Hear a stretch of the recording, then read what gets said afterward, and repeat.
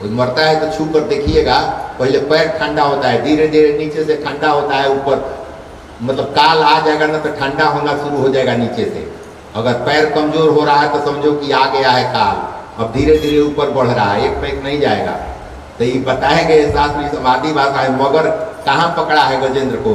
पैर पकड़ा है, यानी कि पैर से ही काल प्रवेश करता है, धीरे धीरे ऊपर तक खींच ले जाएगा। गजेंद्र का पांव मगर पकड़ा था, पांव की शक्ति छीन हो तो समझ लेना कि मरने का समय आ गया है, अब जाने का समय आ गया है, इसलिए ठंडा होता है नीचे ही से आदमी। ज्ञान चक्र से ही काल का नाश हो सकता है, इससे सुदर्शन चक्र से वो मगर का नाश करते हैं, छुटकारा मिलता है। सुदर्शन मतलब सुंदर दर्शन, जिसके विचार अच्छे हों ना, ज्ञान अच्छी हो तबे रक्षा मिलेगी। सुदर्शन का मतलब ये है, सुदर्शन चक्र विष्णु के हाथ में होता है, इसका मतलब मशीन नहीं है वो कि जाके आरा मशीन जैसा काट देता है ना। सुदर्शन है, सुंदर देखते हैं, यानी कि आत्मा निकल कर उनमें प्रवेश कर जाएगी, वो अपनी आत्मा को ही बुला लेते हैं। सब क्लियर बुझाए कि नहीं? मान लो कि कोई उटपटांग कर रहा है तो दिखाया जाता है कि सुदर्शन चक्र या सुदर्शन मतलब उस स्थिति में उस सुंदर देखते हैं, तो उस शरीर का सुंदर चीज है उसको ले लेते हैं ना। तो उस शरीर का सुंदर चीज आत्मा थी, अपने में मिला लिए, बाकी गया। उसको लगता था कि हम हैं, आई कहते हैं कि हम हैं, आई कह रहा है कि हम हैं ना, तो कहते हैं कि सुंदर जो चीज थी हमारी मैंने ले लिया। इसीलिए जितने भी राक्षस मरे हैं, रावण हो, कुंभकर्ण हो, कंस हो, सबकी आत्मा प्रभु में समा गई है, यानी कि उनका तत्व उनमें समा गया, वो खंडित हो गया। इस सुदर्शन उस स्थिति में सुंदर विचार ही ये आपका है, नहीं तो समझिएगा कि हो का हो वो ना ये तो कामे जो आ जाएगा। हाँ, तो ज्ञान चक्र से ही काल का नाश हो सकता है, ऐसा ज्ञान होना चाहिए कि उसमें भगवान दिखाई दें, ऐसा ज्ञान होना चाहिए कि सब में भगवान दिखाई दें, यही सुदर्शन है। सब में भगवान को देखना मतलब सुदर्शन है। जिसे ब्रह्म दृष्टि प्राप्त होती है वह सभी स्थानों पर वस्तुओं में प्रभु को ही देखता है। ब्रह्म की दृष्टि जब वो लग जाएगी ना, कहा जाता है ना, दिव्य दृष्टि दे दीजिए प्रभु, दिव्य दृष्टि दे दीजिए, यानी कि सब चीज में ब्रह्म ही नजर आएंगे, कुछ भी नहीं हो रहा। ब्रह्म ज्ञानी तो संसार में मिल जाते हैं, ब्रह्म ज्ञानी शास्त्र पढ़कर मिल जाते हैं, ब्रह्म दृष्टि वाले बहुत कम मिलते हैं। सब में ब्रह्म को देखना बड़ी टेढ़ा चीज है, ब्रह्म का उपदेश देना बड़ी आसान है। तो ब्रह्म ज्ञानी कहता है कि मिल जाते हैं, उपदेश देने वाले ब्रह्म दृष्टा नहीं मिलते हैं। ब्रह्म सब में ब्रह्म को देखने की जो पद्धति है वो संत नहीं मिलते हैं। सुखदेव जी थे, अब चाहे है भी तो बहुत अल्प हैं, अल्प ही मिलेंगे। ऐसे ज्ञानी के लिए संसार बाधक नहीं है, जो ब्रह्म दृष्टि रखता है उसके लिए संसार स्वर्ग जैसा है, बाधक नहीं है। रोज मैं कह रहा हूँ, पेड़ पौधे कीड़े मकोड़े सबको प्रेम की दृष्टि देखो, वही है तभी वो चल रहा है, वही तबे ये सुंदर लग रहा है, वही तबे है ये सारा लीलाएं कर रहा है। तो ये दृष्टि अगर हो जाएगी तो तुम वासना पर विजय प्राप्त कर लोगे और सभी जगह तुमको आनंद मिलेगा। अपने घर में ही नहीं, बाहर भी जाओगे तो आनंद में ही गोता लगाते रहोगे। अभ्यास करोगे तो हो जाएगा। अर्जुन भी कह रहे हैं कि प्रभु मन को बस में करना तो बड़ी कठिन है, आप कहते हैं बस में कर लो। कहते हैं कि कठिन है, बात कठिन है, लेकिन अभ्यास से संभव है। यानी कि अभ्यास करोगे तो ये संभव होगा। ये संभव कैसे होगा? पहले के स्कंदों में बताया जा चुका है। मातृशुद्धि, पितृशुद्धि याद आया? पितृशुद्धि, वंश शुद्धि, अन्न शुद्धि, या तब मन शुद्ध होता है। एक पे एक नहीं हो जाएगा। माता शुद्ध विचार के हैं कि नहीं, पिता शुद्ध विचार के हैं कि नहीं, जन्म शुद्ध हुआ कि नहीं, अन्न शुद्ध खाने को मिला कि नहीं, और तब मन शुद्ध होता है। तो मैंने कहा माता शुद्ध है कि अशुद्ध है मुझे क्या पता, पिता कैसे विचार के हैं मुझे क्या पता, मेरा जन्म कहाँ हुआ कैसे हुआ ये मुझे कैसे पता। तो अन्न शुद्धि से हम अपना कार्य शुरुआत कर यात्रा शुरू करेंगे, क्योंकि 3 हमारे बस में नहीं थे। तो नहा धोआ के खाना बनेगा, भगवान के भजन करते हुए खाना बनेगा, सही कमीनी करके लाया जाएगा, और वो बालक जो जो खाएगा उस खाने को उसका बुद्धि ठीक होगा, एक तो जन्म में मन शुद्ध हो जाएगा। इतना प्रक्रिया मतलब नहीं होगा कि जल्दी हो जाएगा, लेकिन अशुद्ध है अगर है। राजा परीक्षित का मन शुद्ध था, ये बताया गया है पहले के स्कंदों में, इसलिए कि उत्तरा भी शुद्ध थी, अभिमन्यु भी शुद्ध थे, उनके लड़के हैं ना, गर्भ में प्रभु का भी स्मरण हुआ था, अन्न भी उनका शुद्ध था, जन्म भी शुद्ध हुआ था, इसलिए गर्भ में भी ब्रह्म का दर्शन हुआ और बाहर शरीर जाने से भी के समय भी प्रभु का दर्शन हुआ। हाँ, तो शुद्ध मन के कारण बराबर भी हो सकता है, ऐसे अनुभव में ब्रह्म आते रहेंगे। ब्रह्म ज्ञानी तो संसार में मिल सकते हैं, ब्रह्म ज्ञानी तो संसार में मिल सकते हैं, परंतु ब्रह्म दृष्टि वाले सुखदेव जी बहुत अल्प ही मिलेंगे। ऐसे ज्ञानी के लिए संसार बाधक नहीं है, अज्ञानी के लिए संसार बाधक है। अज्ञानी जो है उसके लिए संसार बाधक है, ज्ञानी को नहीं। ज्ञानी के लिए जगत जगत नहीं है, स्वर्ग है। जो ज्ञानी है उसके लिए जगत जगत नहीं है, ये स्वर्ग है। मैंने बहुत शुरू से एक अपना हमारा जो बहुत पहले मुझे मिला था उसके लिए मैं कहता हूँ, जीते जी जो जी गया, जीते जी जो जी गया वो मर गया, जीते जी जो मर गया वो जी गया। जिंदा हो और मरे हुए के समान हो, इसका मतलब है कि तुम मुक्त हो, तुम जीव गए। कोई भी उठान बोल दे रहा है, सह जा रहे हो, मतलब मरे हुए जैसे हो। जीते जी जो मर गया वो जी गया, और जीते जी जो जी गया वो मर गया।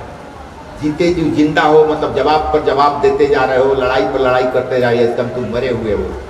तुम मरोगे, लेकिन पहले ही तुम मर चुके हो, इसलिए तुम मरोगे नहीं, तुम जी जाओगे।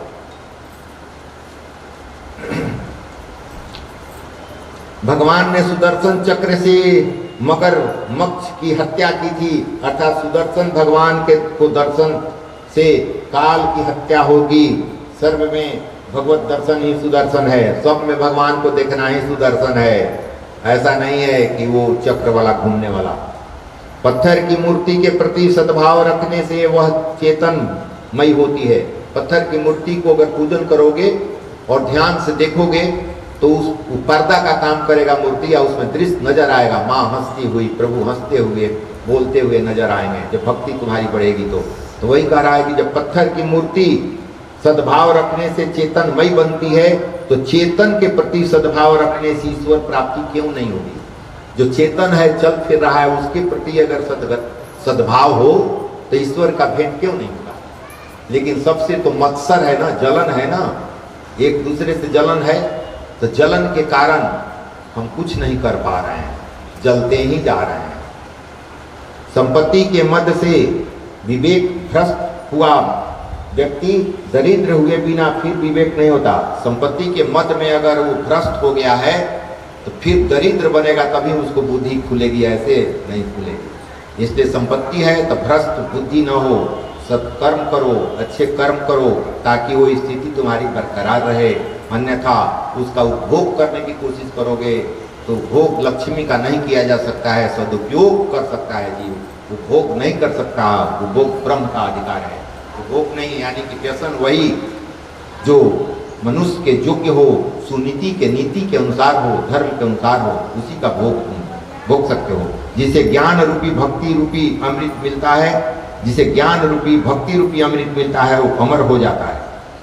ज्ञान और भक्ति की अमृत मिलती है, वो अमर हो जाता है। समुद्र मंथन का आप जिक्र आया, ये तो समझ गए कि गजेंद्र मोक्ष का मूल चीज मैंने आपको बताया, बाकी कथा कहानी जो मूल रहस्य था वो मैंने बताया। समुद्र मंथन की बात आई है। समुद्र मंथन में आगम समुद्र का मंथन हुआ है।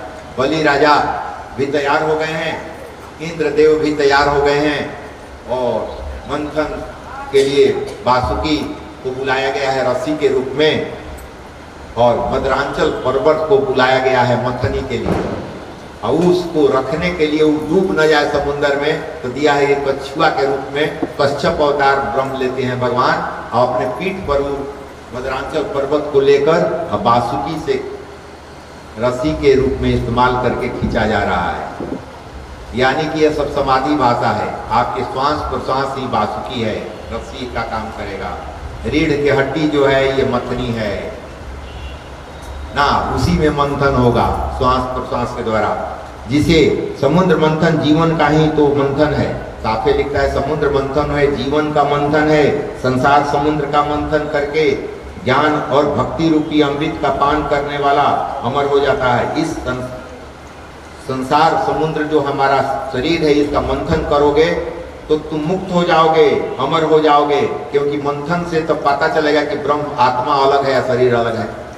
जब ये ज्ञान हो जाएगा मंथन से कि मलाई अंदर है, तो तुम तो माठा को फेंक ही दोगे ना। माठा की जगह कहा जाए कि माठा रखोगे कि मलाई रखोगे, तो सुख कहेगा कि मलाइये रहने दीजिए, माठा को हटा दीजिए। तो अपने माठा एक बार अगर निकल गया, मलाई अगर एक बार निकल गया, तो फिर उसी माठा में फेंकने की कोशिश करोगे तो वो मिलेगा नहीं। इसलिए परिवार में रहकर साधना करो और मथनी चलाओ। जब ब्रह्म रूपी क्रीम निकल जाएगा इस शरीर से, तो फिर परिवार में रहियो कि तुम मिल नहीं पाओगे। जैसे घी निकल जाए दूध से और फिर उस दूध में ही घी डालो तो घी उछलेगा, दूध में मिल नहीं सकता, कतनों फेंटोगे मिलेगा नहीं। इसलिए एक बार निकलो, एक बार निकलो। और निकलने का मतलब होता है कि मन निवृत्ति में रखो, प्रवृत्ति में नहीं। काम करेंगे सब ना, निष्काम कर्म करने की आदत डालो। हमको काम करने के लिए आए हैं, काम कर रहे हैं ना। तो ये हो सकता है, आसानी से हो सकता है। ऐसा नहीं है कि बहुत डिफिकल्ट है, शास्त्र नहीं किया जा सकता है, बहुत आसान तरीका बताया गया है। भक्ति रूपी अमृत का पान करने वाला अमर हो जाता है। मन को मदरांचल पर्वत की भांति स्थिर करो। मदरांचल पर्वत में मन को स्थिर करो पर्वत की भांति। पर्वत स्थिर रहता है, इसलिए मदरांचल पर्वत की भांति मन को स्थिर करो। मन को स्थिर करो। मन ही मदरांचल पर्वत है और प्रेम डोर ही वासुकीनाथ है। जो श्वास प्रश्वास यही वासुकीनाथ है। समुद्र मंथन में प्रथम गौ माता निकली थी। समुद्र मंथन जब हुआ तो पहले गौ माता निकली थी। यह गौ माता ऋषियों को दे दिया गया, कामधेनु ना, गौ माता ऋषियों को दे दिया गया। ये संतोष के द्योतक हैं। संतोष ऋषि संतोषी होते हैं, इसलिए संतोष ऋषियों को मिला। संतोष से आप रहिएगा।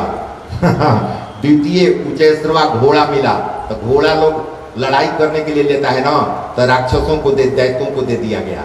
पहला गो माता निकली तो ऋषि को दे दिया गया, संतोष को। ये घोड़ा प्राप्त होता है लड़ाई के लिए, यात्रा के लिए किया जाता है, तो ये दे दिया गया दैत्यों को। दैत्यों को मिला। यह कीर्ति का प्रतीक है। जिसका मान कीर्ति में फंसा हुआ है मन, उसको अमृत से घोड़ा मिलेगा। जिसका घोड़ा मतलब अश्व कहते हैं। अश्व मतलब मन चंचल जिसका हो, वो राक्षस का होगा। मन चंचल किसका रहेगा? राक्षस का। स्थिर किसका रहेगा? ऋषि का। इसलिए चंचल वाला चीज राक्षस को दे दिया गया। साधन के आरंभ में कीर्ति मिलती है। यदि मन उसी में फंस गया तो भगवान नहीं मिलेंगे। साधन जब पूजन पाठ करोगे ना तो कीर्ति मिलेगी। लोग प्रणाम करने लगेंगे, इज्जत करने लगेंगे ना। भोजन मुफ्त में, कपड़ा मुफ्त में, प्रतिष्ठा मुफ्त में। अगर उसमें फंस गए ना तो भगवान नहीं मिलेंगे। भगवान कहेंगे कि हमारा नाम लेकर इसको बहुत कुछ मिल गया, अब हम क्यों मिले ना। लेकिन वो सिद्धियां जो त्याग देता है, कहता है नहीं प्रभु इसकी आवश्यकता नहीं है, मुझे कुछ नहीं चाहिए, तो ब्रह्म मिलता। जिसे मान अधिक मिलता है उसके पुण्यों का नाश होता है। जिसको इज्जत ज्यादा मिलेगा, ये तो परंपरा है ना, ज्यादा लोग प्रणाम करेंगे तो समझिए कि तुम्हारा पुण्य ही ले जा रहा है। हाँ, फिर तुमको ज्यादा तपस्या करना। इसलिए समाज से हट कर ही रहो। हाँ, दिखाओ मत कि मैं पूजन करता हूँ। अगर चाहते हो ब्रह्म की प्राप्ति, आत्मा का अनुभूति चाहते हो, तो ये छुप करना पड़ेगा। तीसरा में, पहला में गौ माता ऋषियों को मिला, दूसरा में मिला घोड़ा दैत्यों को मिला, तीसरा में निकला ऐरावत हाथी। ऐरावत हाथी तो देवता को मिला। ऐरावत हाथी निकला जो देवताओं को मिला। यह सूक्ष्म दृष्टि का द्योतक है। हाथी का आंख छोटा छोटा होता है, यानी सूक्ष्म दृष्टि रखा है, तो देवताओं को सूक्ष्म दृष्टि वाला वस्तु दी गई है। प्रतीक है। स्थूल दृष्टि देह दृष्टि है, ये आंख जो है ये देह दृष्टि है, और सूक्ष्म दृष्टि मन का होता है। इसलिए हाथी मन का द्योतक है, सूक्ष्म दृष्टि का द्योतक है। सूक्ष्म दृष्टि आत्म दृष्टि कहलाती है। सूक्ष्म दृष्टि वाले को अमृत मिलता है। सूक्ष्म दृष्टि जो रखेगा उसी को अमृत, मतलब देवताओं को अमृत मिलेगा।